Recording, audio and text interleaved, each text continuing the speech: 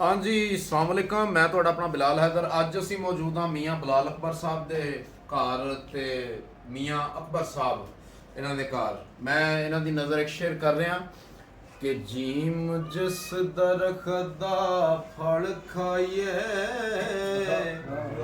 ਉਹ ਸੁੱਕ ਜਾਵੇ ਉਹਨੂੰ ਵੱਢੀਏ ਨਾ,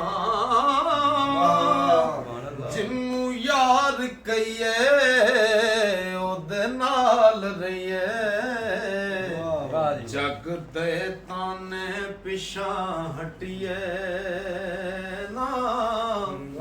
ਜਦੋਂ ਪੰਡ ਪ੍ਰੇਮ ਦੀ ਚਾਹ ਲਈਏ ਲੱਗੇ ਪਾਰ ਭਾਵੇਂ ਉਹਨੂੰ ਸੱਟੀਏ ਨਾ।